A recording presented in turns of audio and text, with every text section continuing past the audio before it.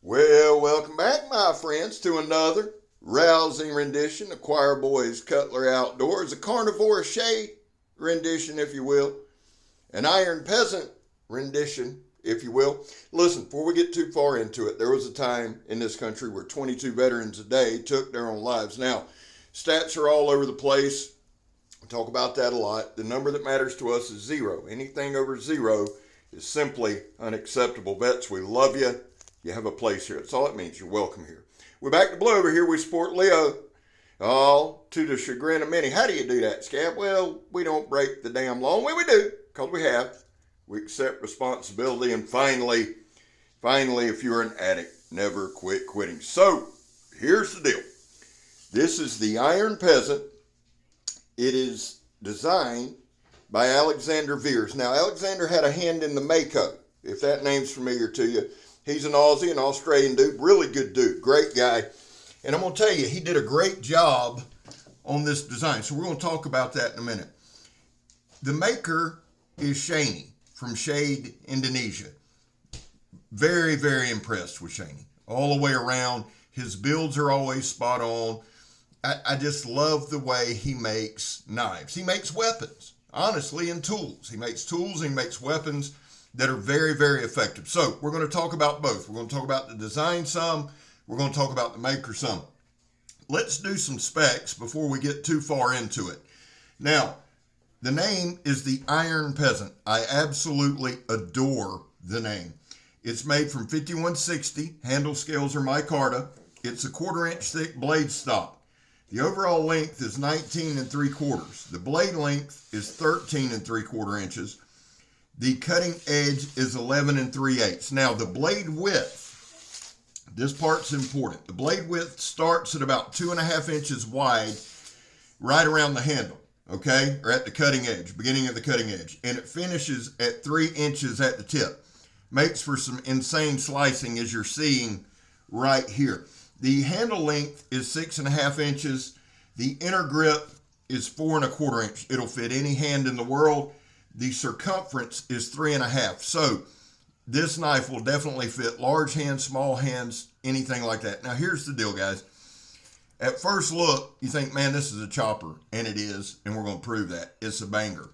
Alexander did a great job on the design of this because he's managed to take a chopper that you can always use, that you can also use as a camp knife. Now, I popped the trunk. I knew this thing was sharp. Okay, now we're doing our sandblast hose there. Guys, I'm holding the sandblast hose so it's flimsy, but I want you to watch how easily this cuts. Now you're going to see a little pull, you'll see a little tug, but my God, it's a 13 and almost 14 inch blade. That choil, love that part, and I love choils, but that choil makes this blade very, very manageable. So here we're using it as a knife. When we pop the trunk, you can see the sliciness. Now that sandblast hose, if you're new here, that sandblast hose is 3/4 inch steel belted sandblast hose. That ratchet strap, that toe strap, is 2 inches. Tough materials in any circumstance, but just to pick them up and cut them, unbelievable. And so I've got to credit Alex with designing a tool that can be used as a chopper. And look how deep that thing's hitting right here. Just let you listen to it. Let's see if we hit it again. One more time. There you go, Scab. Now, something that can be used as a chopper and then turn around and use it as a camp knife. A nice camp knife. Something like that. Spit it out, Scab. Here's the deal. This thing's dope, man. The design to me is spot on. Very well weighted. It's weight forward, yes. Okay? So it has that chopping, but this thing, Shaney has made this thing so damn sharp you can shave with it. I put out a couple of shorts. We cut some telephone book paper and that ratchet strap. And you just see how sharp. And that right there, the balance point, you see just kind of making a spike there. If we needed to make a post, we could do that. Really, really, really impressed overall. Now, I varied my grip. I used the choil some. And then for like up close stuff, even for up close chopping, I use that choil. No shock in that choil, no reverb, no hot spots. Everything's really, really well done. It's well rounded, no sharp spots. And then I dropped my hand back to a regular grip, hammer grip, and was able to do that. I like the way the handle is done. I like the way the handle is done a lot. It has an up sweep at the pommel, but here's the deal. At 4 1/4 inches of the inner grip, and to me that's the most important thing. It just is. I've got bigger hands. Now look at that bite. But at 4 1/4 inches, any hand can grab it. Any hand, okay? Sometimes when you get a pommel that locks you in a little bit, it's really worrisome because it might be a little shorter on the inner grip. Not this one. You got plenty of room. Plus, with that little bit of turn up on that pommel, and you can see it right there perfectly, I'm not worried about my hand coming out. I'm not worried about this slipping out of my hand. And you can just see the great bites. Now, the circumference being 3 1/2 inches makes it to where it's a great grabber. Now, right here, I'm just going to be quiet for a second and let this tool work.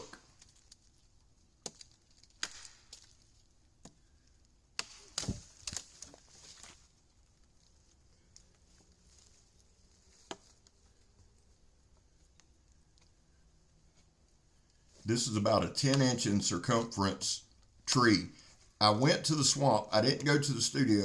When I've got a chopper, I like going to the swamp, okay? There's a lot of trees that fall over, and you'll see in a couple of shots some of the trees already leaning over. So it's a great way to find some resources out there without having to cut anything live down. You get stuff that's already knocked down in great cutting mediums. Now, you see how thick this thing is here, and of course my dumbass knocked it down. But again, guys, I try to make these demonstrations as realistic as I can. If you happen to be out in the forest and you've got to cut some stuff up for whatever reason, shelter, fire, whatever, I like to show the actual way you're going to do it. Now, a lot of times I would do it from the ground. Now, at that point, I just reversed it, spun it upside down to give you a different look. But I like doing things like this that are a little out of the ordinary. A lot of people say, well, Scab, I'd lay it down. Well, I would too, but it's hard as hell to film that way, and this way is a better cutting aesthetic for me. So there you go. You see the bites the damn thing's getting. That's where that chopper part comes in. Now, with Shaney and 5160, the dude's like Picasso with 5160, man. Shaney is seriously one of the best makers out there in my humble opinion. I've never had a blade of his fail because of normal use. Never. And that's some hard chopping, some hard hits, hitting into hardwood, hitting into all kind of things. Now, I had a little accident with the tip, but I'm going to take a commercial break and explain that to you here in a minute. For what we're focusing on here, you see how tough this wood is, okay? That's a pretty decent baton stick that I'm going to wreck. Now again, I like doing things kind of out of position, more realistic for the videos. Right here, and I had to finally smarten up, move that piece of shit out of the way. Thanks, attaboy, Scab, way to go. But we're going to baton wood. So would I normally do that? Well, no, but in a situation where you've got this, man, it's good to know you can. And I'm going to say this too. The entire time I was out here, I never wore down. My hands never cramped. A lot of times you'll see a little bit of deflection or this and that, and it's just from my hand getting tired. Shaney and handles are like white on rice, son. Dude knows what he's doing, and he uses that in my cart, and you see me ending my baton stick there. Now, one thing we're going to do right here, this is kind of at the end of this little segment where I make my mistake. I thought this was a root. You can see the floor is heavily coated there, covered in leaves and foliage, but we're just slamming up and down, son, putting all kind of pressure on that edge before I smarten up and reach over and get another baton. Right there, I should have moved over and probably stopped, okay? But we keep going because I'm Scab and that's what I do. Just, discretion's the better part of valor, and it's coming up right. What I found out, guys, is I was standing on the old foundation of a house, and right there, I went straight into concrete. All right, you see me wiping it there. Now I'm going to show it, and then I miss it. So take it away, Scab. All right, hold up real quick. The last lick you see me take with the baton, this end was exposed. When I hit it, I did not realize there was a piece of concrete in the ground. I thought I was standing on a large stump. In fact, it was part of an old foundation of a house. So as I hit it, the knife went down into the concrete, hard. Now, I thought I had showed it while I was in the swamp, and you can see just a little bit here. I'm going to continue the video, but full transparency, that's from that, and it's hard to even see, guys, that, there you go, just that slight nick, which again speaks to the quality build and the heat treat. I'll use a belt, I'll use a little belt thing and get that out. That's not the point. I didn't want to touch this knife, mess with this knife, do anything with this knife without clarifying. As I was walking up, if you'll notice in the last clip, you see me wiping, and then I'm going to show you. I didn't show the whole knife. Just wanted to take a quick second, show you all the mistake, and really, guys, does it, no damage at all, really. Slight chip from concrete, not wood. Back to the video. Well, thank you, Scab. I appreciate you in that heart-rending, heartfelt explanation there. Thank you for that. Listen, guys, I went ahead. Now there's 8 minutes left, 7 minutes left in this video. Plenty left. I believe in transparency. I believe in, and I wanted to say this too. I didn't want to wind up showing this knife and somebody seeing that and thinking that was from normal use or everyday use. If you hit concrete with the tip of a knife, odds are it's going to chip, especially when you slam it in. So just wanted to clarify there. I will say this, the damage is minuscule, and for most of us, that's nothing, okay? But again, transparency. Now, back to the thing. The whole time out there, guys, and I showed this when I was walking through the rainforest there, I showed a container. I used, Don Moore Kramer sent me a container of Carnivora blade paste, and I just wanted to show, because you can't really tell it here. I think you can later in the video. It was like a steady drizzle out there. So I coated this blade down really, really good with that Carnivora blade paste. And I'm going to tell you something. 5160's carbon, son, it's going to rain. It's going to rust, high humidity, rain.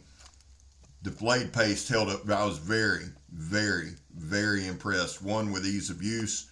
Two, with how effective it was. Because I was out there, guys, probably 3-4 hours, honestly. And it's a heavy canopy, okay? So I didn't get soaked, but there was some water on the knife, and I did want to throw that in about the Carnivora blade paste. They're expanding into different products, and I'm kind of the guinea pig, which is fine, because there's not going to be a better environment in Florida than to test something like that. Now, I wanted to finish up the video without messing with the edge. I wanted to show you guys, not only was it minuscule, but how damn sharp this thing was. So we went right back to the stump, and here's my caveat, guys. My hands are not that close to that blade. It looks terrible there. It scares me when I watch it. But just so you guys know, my thumb is nowhere near there, because if it was, son, it'd be gone as sharp as this damn thing is. Now, again, that's steel belted sandblast hose. After chopping and chopping and chopping, and guys, I edited out a good bit of the chopping. But after doing all that chopping, and we used different kinds. I had a couple trees that just fallen. I used some of the same tree that I used last weekend, but it wasn't super hard. And then some of the smaller stuff was hard as a brick bat. So we used all kind of medium out there. But I wanted just to come back to the stump and show y'all some different work. Now there again, you see the edge, no damage from real use. Why do I keep bringing that up? Oh, let me just show y'all this part here, and I'll shut up for a second.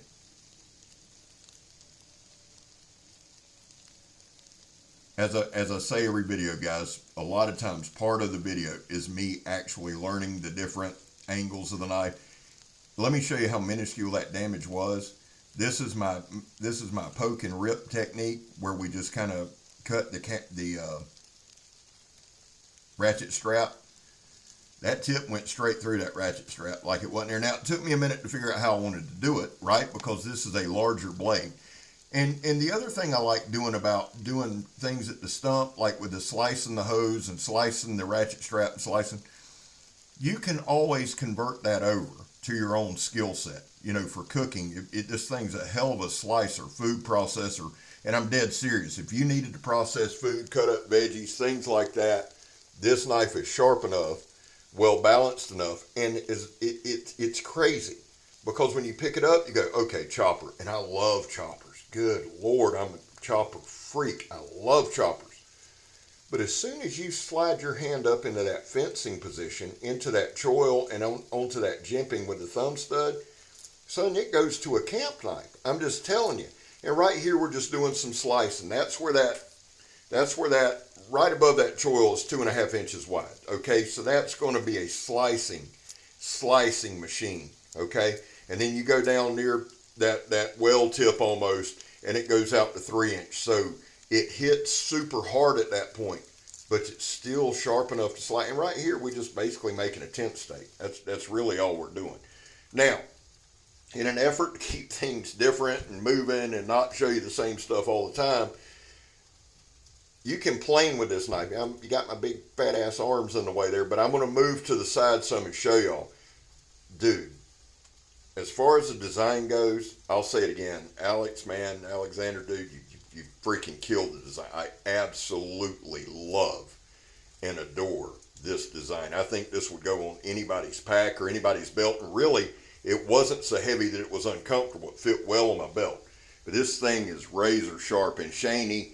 Brother, 10 out of 10. Fit and finish is awesome. Heat treat's awesome. Handles, I mean, I could heat praise, guys. But you can see the knife work. For planing, for push cutting, anything like that. I'm doing a little psyched out. We're going to do some push cuts here. Real quick, guys, couple shout outs. Donnie B All Day. Check his channel out. Awesome knife designer, awesome dude. Joe Love from JS Blade Craft, awesome guy. Grugsy, Legion Tactical, awesome guy. Eric Outer Limitless Knives, Alex Aurora Borealis, Valvian Edge are some other great channels. And please, guys, please, I believe it's Sod Grunt, another great channel. Check him out. Boston Blades, check him out. But guys, check out my community page. I put some more people over there. If you'll check my community page out, there's some great channels. Well, listen, this thing's badass, man. Iron Peasant, my ass, it's a king. I promise you that. And you know who else is? I'm Scab. You're not. And I'm gone, son.